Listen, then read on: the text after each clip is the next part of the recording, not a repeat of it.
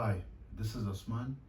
I'm an energy healer specializing in terminal illnesses and critical care recovery, as well as a yoga and meditation teacher.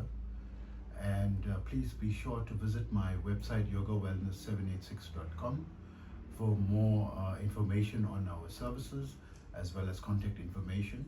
Also, remember that our therapies are all natural based therapies and not a replacement for medical treatment. If you have a medical condition, be sure to consult with a licensed and qualified medical professional in your locality. So today I wanted to discuss on the question of whether there is a heaven and hell from a spirituality and yoga sciences perspective, especially given my depth and wideness of study in this field, studying it from various angles, as well as my extensive experience, especially with advanced levels as well, and more especially my contact with many advanced teachers in this field as well. So the reason I brought this question up because there are some popular statements online that there is no such thing as heaven and hell, and whoever created it created the greatest sin on earth, and as though it is to deceive people, which is a very dangerous statement, because the concept of heaven and hell is a part of some of the major religions of the world, like Judaism, Christianity, and Islam, and this easily covers, close on to or almost 4 billion people, which is almost half, or close to half the population of the earth. So to make a statement by very popular figures online who have a strong influence, on YouTube and online social media, to state that there is no such thing as heaven and hell brings about a massive confusion, and especially with the new generation who generally are very skeptical about ancient religions, or what was accepted as a norm for a long time, for well over 1,000 years and close on to 2,000 or more years, right? Because Judaism goes pre-2,000 years, right? This is something that needs to be addressed. So I can explain from a spirituality and a yoga sciences perspective. So in the yoga sciences, we have multiple dimensions mentioned, and this is in accordance with your development of your consciousness in your yogic practice. So once you transcend in the yogic ladder in terms of going in advanced levels, your consciousness become aware of higher frequencies and dimensions that is not normally within the ambit of the regular people who's on the normal level of consciousness, right? So it's not very difficult to explain, because the dimension that everyone is aware of and operating in, and this channel and the material world as we know it currently is operating on, where the majority are aware of, is just a dimension that is within the awareness in terms of the consciousness level. So as one transcends and goes to higher levels of consciousness, you can consciously become aware of alternate and higher frequencies, right? So according to the sciences, there are an average of in the material world, we'll say there are 6 higher levels of dimensions relating to the energy centers. So as each energy center opens up, the major energy centers we're talking of that are along the spine, so they speak of the seven major energy centers, but there are actually seven energy centers that are below lower energy centers and seven higher energy centers. So the seven energy centers that they speak of in yoga sciences relate to the seven higher energy centers, right? So as one, through the practice of yoga, meditation, breath work, and also if you are professionally trained by a competent teacher, he is able to awaken your spirituality, where your practices can now help you to transcend the levels. And as you become more and more proficient, you start becoming aware of the other frequencies.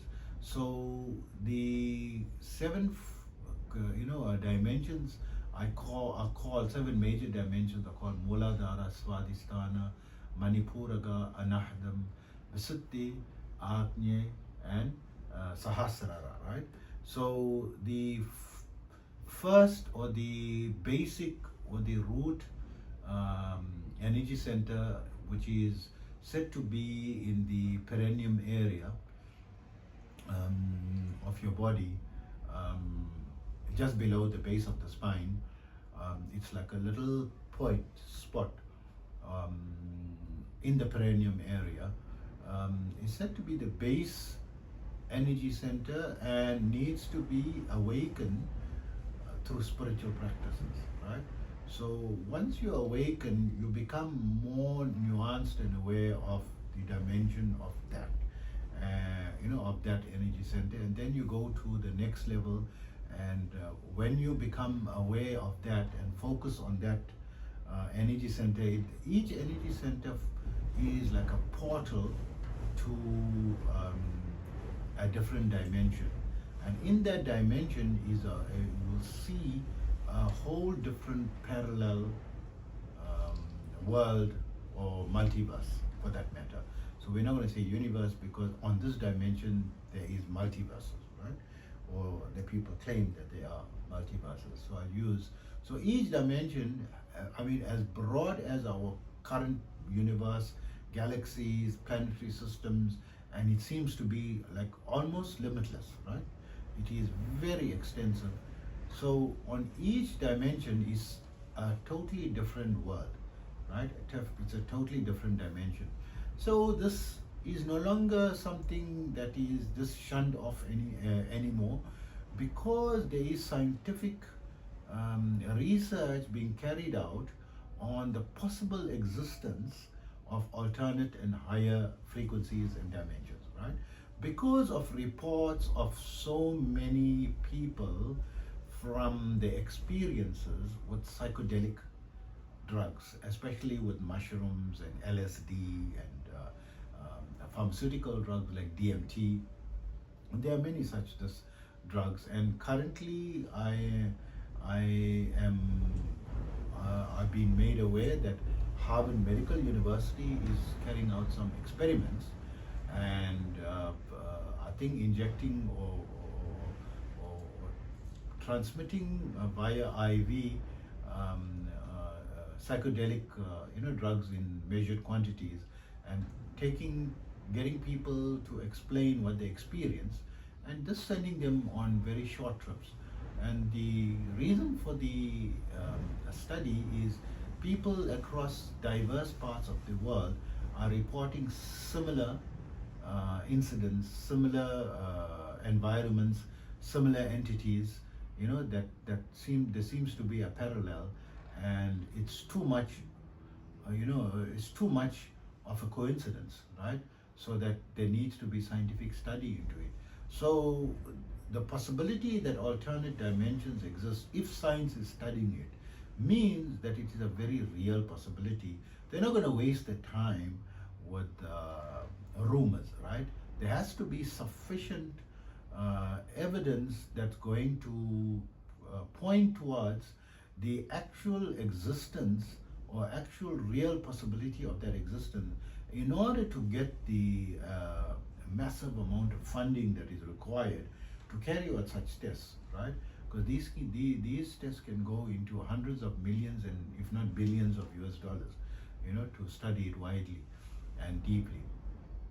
So according to yoga sciences, as one transcends each level, each energy center level, you go to a higher and higher frequencies which are more complex and more organized, right? More organized, with entities that are living there to be superior to the ones lower, of the lower level. So as you transcending to the first, second, third, fourth, fifth, sixth level, seventh level, so each level is said to be superior to the below level, and the place is that much more complex, that much more organized, and that the conditions are that much better, and the length and the lifespan of the entities is said to be, theoretically, right, according to yoga science, that much longer.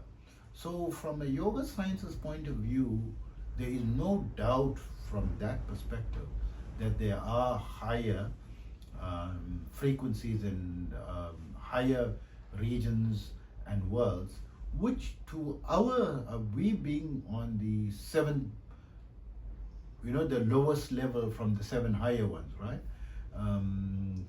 can state that these will seem to us as heaven, because it's so amazing.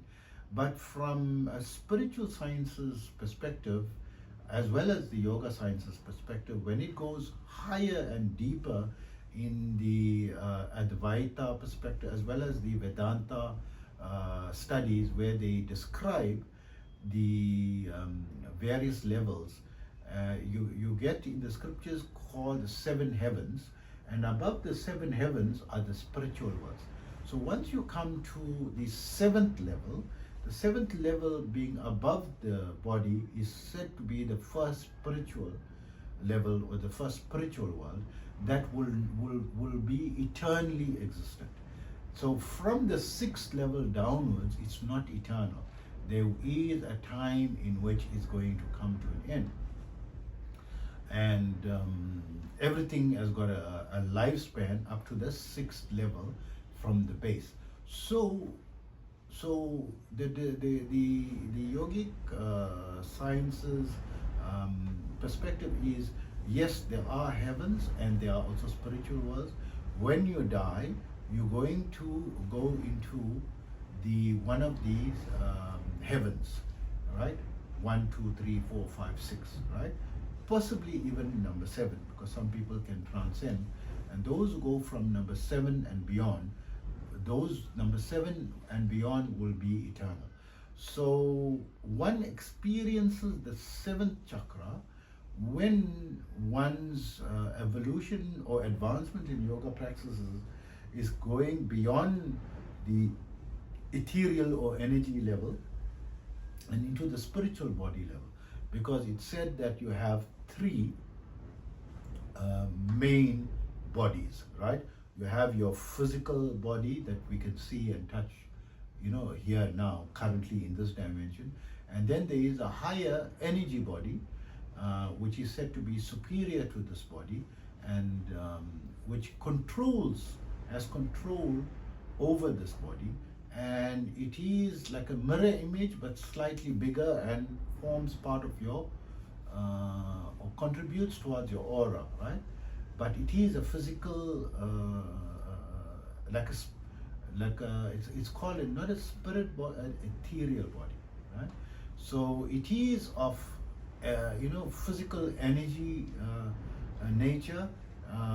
It would feel like electricity, like an electrified body, right? When you experience that body, you would feel a big surge of electrical energy. When you awaken your life force energy and it advances, you become aware of it. And this is your first OBE, or out of body experience, you experience, in meditation. Because when you meditate, you lose consciousness of your physical body and start awakening your ethereal body. And when the ethereal body is fully developed, then it starts developing the higher body, which is said to be a soul body or your spiritual body that is eternal. So your ethereal body is also not eternal. It is much longer lived than your physical body. So according to the autobiography of a yogi written by Paramahamsa Yogananda, he describes when his spiritual master was explaining to him, Sri Yukteswar is the name of his guru or his spiritual master or his teacher, explaining to him that the physical body on average currently is living around 80 to 100 years, and the ethereal body has got a lifespan, according to that book, 500 years, and the spirit body, which is beyond that, is according to them, 1,000 years, right? So it's a bit of a controversial statement, and because the spirit body is, according to other alternative yogic sciences and other schools of yoga science, because there are many schools of thought in the yoga sciences, state that the spiritual body is eternal, and when one is able to develop the spiritual body, one has the capacity to transform your physical body into the light body, right? So as one delves deeper and deeper into that state of meditation on that advanced level, slowly one is in contact with the nature of light, right? And the level of light, or the level above the energy, above the cosmic energy level, right? So when you're in touch with the light body, everything transmutes into a light body. It converts into a light body, and once the transformation becomes complete, then that physical body is completely transformed into a light body. You will still be able to visibly see the person like how you're seeing everyone else, but there will be a quality that the body will stop aging, and it cannot be harmed or destroyed, and also it will not reflect like a flash of light. When we're taking photos, when you try to take a photo of that person, he will not appear, as evidence in the autobiography of a yogi, of the spiritual master of Yogananda's teacher. So Yogananda's teacher's name was Sri Yukteswar, and Sri Yukteswar's teacher was named Lahiri Mahasaya. So when people used to take photos of him, he was not coming out in the photos. So eventually the people asked that he must allow that his photo to be taken, because they wanted to preserve some image of him. And in his book, such a photo that Lahiri Mahasaya allowed to be taken of him, when they took it, his image showed, and that photo is much treasured, and those copies are much treasured, and preserved, and said to have a mystical capacity, in that anyone who views that picture can connect with Lahiri Mahasaya, in getting his guidance and help in the progress of your yoga and meditation. So it's not really that mystical or strange, because when one starts developing your intuition in the very early stages of meditation, before you can have mystical experiences of mystical powers and so forth, you by thought can come, when you think of any person, especially higher entities, people like prophets, or very spiritual saints, very spiritualized beings, and you just think of them, they appear, right? It is a trick of being able to communicate telepathically. You will start learning how to communicate telepathically just by thought. You think of someone, your thoughts will be going into that person. Once you have developed your intuition or your sixth chakra, which is said to be rooted around, you know, your forehead region, just above the center of where your eyebrows meet. You feel like a hollow in your bone here. It's said to be existing there, but I would say from my experience, is the root or one of the energy centers of it is there, but the actual third eye is centered in the ethereal body itself, which is, the body is a bit bigger, so you could say it's somewhere here, right? Not in the physical body itself, right? It's in the ethereal body because it belongs there. It is part of the energy body. The energy centers are part of the energy body, right? So there is also, I'm just explaining all the different versions from a yogic science's point of view, right? That when one, there's another authority in the field of yoga sciences, which who goes very deeply into the study and explanation of the yogic sciences, is Sri Swami or Swami Sivananda, who was the founder of the Divine Life Society. He's written many books on the science of yoga and so forth. In one of his books on Kundalini Yoga, he states that the ethereal body, where the energy centers are, the 7 chakras, that on death they all perish. They no longer exist.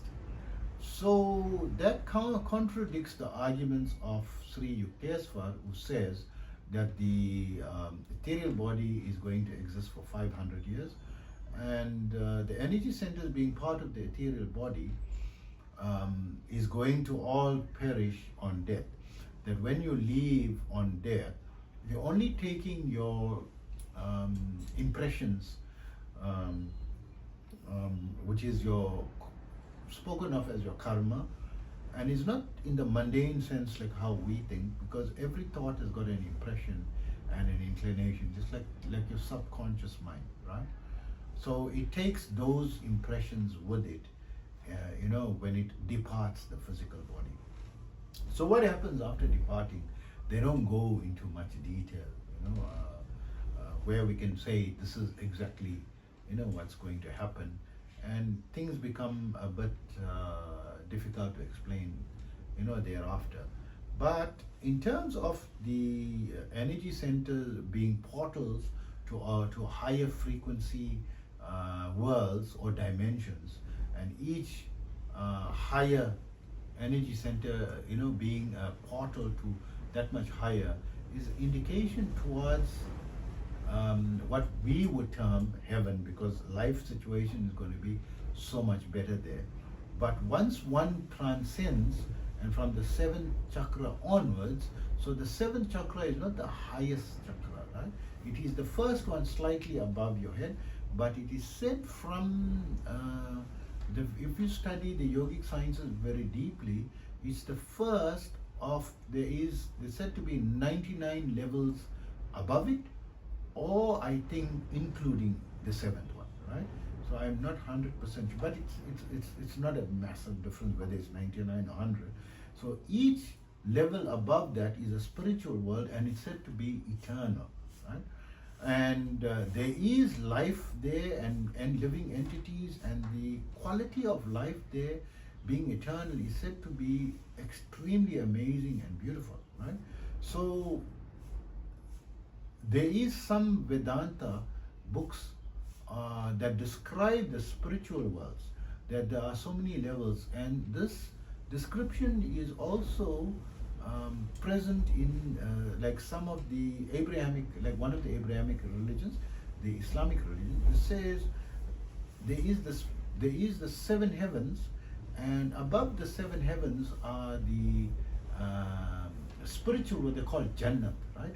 So heaven is separate and Jannat or paradise is different. So there are 99 levels of paradise described in the Islamic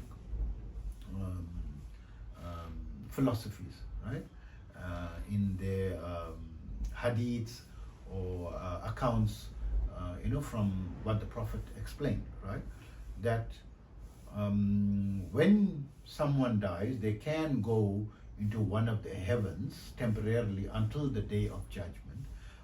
Once after the day of judgment, then you will be admitted into either the spiritual world, which is eternal, or into hell. So coming to hell. So there are lower dimensions that are below our dimension. There's said to be 7 dimensions that are below this, and I studied this in very deep yogic sciences under the school of thought called Saiva Siddhanta, taught by Sivaya Subramanya Swamigal. I think that's his name. He's now late, but he started the Saiva Siddhanta or the Saiva Church in Hawaii. So if you search for the Saivite church in Hawaii that was established by Sivaya Subramanya Swami, he has a lot of works that you could download. I think it's for free. It used to be free, in the times that I was studying it over 25 years ago. And he goes very deep into these sciences where he describes the 7 lower levels, and that our consciousness, when our consciousness descends to the lower levels, we become worse and worse in terms of our characteristic profile, where the seven lowest level, if the mind descends to that level of consciousness, you become someone so ruthless, like a serial killer that is totally heartless, and you feel nothing, to torture and mass kill people, genocides and so forth. You get some really cruel people, that are so heartless that we don't know. But the level of consciousness descends, and it's a portal to that equivalent world, or the hellish, the hell. So if there are spiritual worlds considered to be higher than the heavens, so logically there should be spiritual worlds lower than the seventh lowest level as well, which would be the eternal level, where you get the scripture speaking that on the day of judgment, that the people can be admitted into heaven or hell. So these are all theoretical and philosophies, but I'm bringing it from the angle of the yogic sciences, right? From what I learned from the yogic sciences. So the person was making the statement that whoever created heaven or hell created the greatest sin on heaven. Himself declares that he is an uneducated person. He hasn't even studied the simplest of the Hindu scriptures, the Bhagavad Gita, and he is coming from, although he doesn't attest to be a Hindu, but he speaks a lot about Hindu philosophies, and he speaks about a lot of the deities that are respected by the Hindus, and speaks positively, about them as well. And if you visit his retreat, there are a lot of Hindu deities installed and temples installed in his retreat, right? So he says he does not pray or worship any, in his entire life he never took his 2 hands to worship. But a type of worship, you don't necessarily have to take your 2 hands. By your actions you can worship as well. You're creating and spending money and effort into building these temples and these idols, right? And as representations, and all Hindus say is a represent, but it's a form of worship, isn't it? That's from a very logical analysis perspective, right? So it's not nice for someone to say, it's not that I'm coming to say, yes, there is a heaven or there is a hell. I would say that I believe there's a heaven or hell. Do I know? I don't. No one can know. You'll only know is part of the unknown, but we have faith and belief in it, right? And we cannot discount faith and belief, because the faith and belief is based on teachings on people or beings that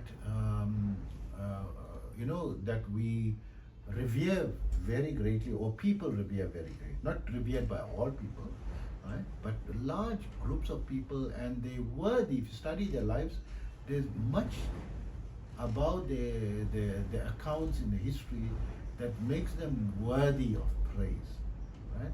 Worthy of respect, right? And one can even go into scientific analyses, about these things, and find ways, as science advances, like as it is advancing now, right? Exponentially advancing now.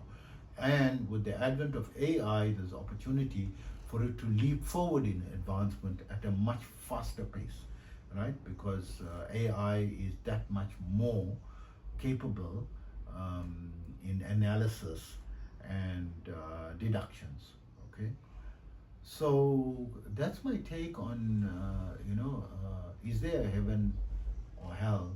And a little bit of description from a few respected, schools of thought, as well as from the yogic sciences perspective, on this, and to come out and to say that there is no such thing, is creating disrespect for an alternative viewpoint that is based on thousands of years of belief, and based on beings that spoke of this, that are very highly respected and worthy of respect, and someone to come and show disrespect to these people, it's not right. You say no. It's better to rather say, I strongly believe that there is no such thing, and not try to create argument and just say no, there is no such thing. And whoever said it, who said it? Jesus said it, Moses said it, Muhammad said it, right? The Prophet Muhammad, right? Jesus is considered to be by the Christians, right? The Son of God, right? And part of the Trinity, right? And who is the Savior for all Christians, right? He's worshipped as the Lord and Savior of the Christians, right? And Moses is the leader or the prophet of the Jewish people, right? So you are saying that whoever said this, and whoever is Moses, Jesus, and Muhammad, right, created the greatest sin on earth, right? So you are directly saying that these people and all the saints, like Luke, and the 12 apostles, and Matthew and Paul, and all these people are creating the greatest sin on earth. It's a very dangerous, statement to make. So for those who are skeptical on this, keep an open mind on, we don't know. Rather say we don't know, right? Whether there is or isn't. And spend some time investigating on why this is not so and why this is so. Investigate the arguments on both sides, and especially the arguments on the side that declare it. You have to go very deep into the religions, that are bringing about these philosophies. And I've been in the fortunate position, to have studied, multiple religions, multiple major religions, the Christian religion very deeply, and the Vedanta part of Hinduism, and the Saiva Siddhanta part, of Hinduism, as well as there is Shaktiism, there's Vaishnavism, and there is Buddhism, right? There is Zoroastrianism, and there is also Taoism. There's so many cultures, and one needs to study deeply and see what one could extract, positively from it. Is it something that these people thumbs up? If you go into these philosophies, I promise you that's not what you can say. It's not something that someone could just create, from thin air. It is very deep, wide, and fantastic, right? It takes you into a whole different world as you study each one, and you study the evidences, the account, the history, and many people, the miracles that they experience, and so forth. And even current day, it's not only ancient times, current day people are experiencing miracles, right? If you go into the accounts of the miracles, and people who are alive, who has experienced the miracles, right? That you can go and speak to directly. It's not like this is something part of their very distant past, and there's no evidences currently. And there is faith healing and all these things. It is so miraculous. Even some of the modern day scientific proponents of faith, one would say, is Joe Dispenza, right? Where he attributes the faith healing, how people miraculously heal, as a communal positive thought process, right? That they all together, and he doesn't go too deep into religion, but I believe himself, is someone who believes in religion, right? And has a faith, right? So is there a heaven and hell from a yogic science's point of view? Not only does it confirm, but it goes into very great depth and lot of literature that is available if one wants to investigate and start studying. So I've given a few hints of few schools of thought and a few people as a starting point, and that can lead you to deeper and deeper study on it, and for you to if you've got the time, or this type of topic interests you, there's a lot of information that's available and compelling arguments as to the existence of heaven and hell.